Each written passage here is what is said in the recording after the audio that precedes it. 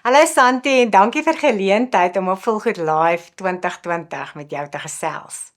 En baie geluk met jou toekenning. Hoe het dit vir jou gevoel toe jy hoor jy is aangewys as Volgoed en Vanban se inspirasievrou van die jaar? Sjoe, Vanessa, ek was totaal omkant gevang. Ek moet eerlikwaar sê, dit was my so 'n groot voorreg om net genomineer te word en toe onder die top 15. Ek het dit regtig nie verwag nie, maar dit is vir my 'n platform wat ek net weet wat ons organisasie van krag tot krag sal vat. Santi, die inspirasievrou toekennings fokus op vroue wat omgee. Iets wat nie altyd in die kollig is nie. Waarom dink jy is dit belangrik dat sulke stories uitgelig en gevier word? Weet jy, ek het vandag besef hoeveel vrouens in Suid-Afrika werklik 'n verskil maak. En die ironie is eintlik moet elkeen 'n enorme toekenning kry.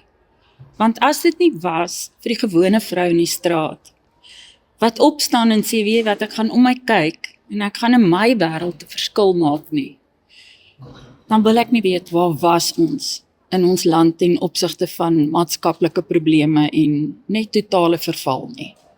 Santi, die inspirasievrou toekennings fokus op vroue wat omgee. Iets wat nie altyd in die kollig is nie. Waarom dink jy is dit belangrik dat sulke stories uitgelig en gevier word?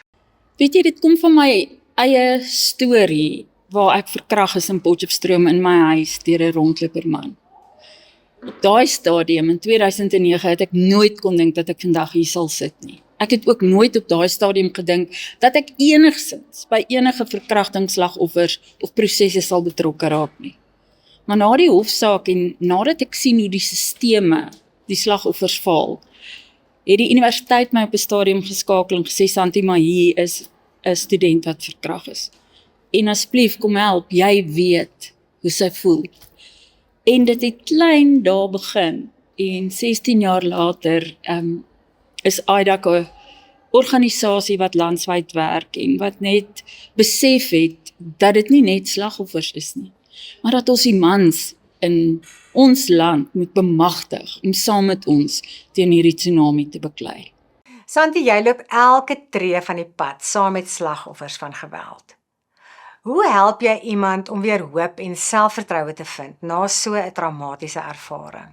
Weet jy, ek dink en as ek die woord realness mag gebruik, dan is dit een van die heel belangrikste goed wanneer jy 'n slagoffer van geslagsgeweld of verkrachting is. Jy is op daai stadium so verpletter. Ek dink die grootste impak van dit, as jy 'n prentjie moet teken, is die impak op jou brein en op jou siege en op jou emosies. En ek kan dit verstaan. Ek was daar. Ek het dit nie in 'n handboek geleer nie. Ek het nie 'n kursus geloop nie. Ek was daar. En ek dink dit is hoekom dit vir my so belangrik is dat slagoffers uitkom, dat ons hulle bemagtig om te kan praat, om ander te help.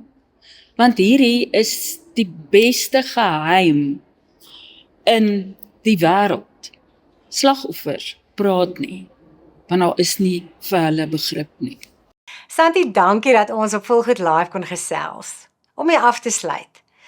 Die inspirasievrou toekennings vier nie beroemdheid of status nie, maar 'n gewone vrou wat 'n buitengewone rol in die gemeenskap speel.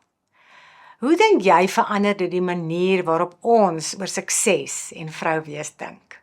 As jy dit vir my 6 maande terug gevra het, ek sê ek het nie 'n klou nie.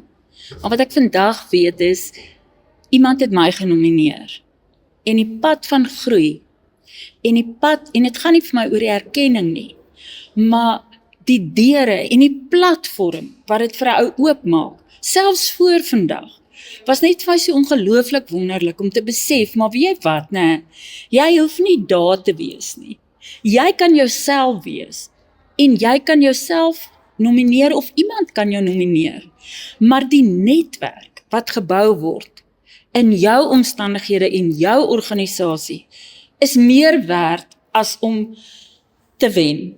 Dit is vir my net, dit is vir my ongelooflik. Ek sou elke vrou, elke organisasie wat regtig met hulle harte 'n verskil maak op die grond, wat hulle hande vuil maak, soos hulle met 'n mechanic met grease werk. So ek sê, weet wat, gebruik hierdie geleentheid.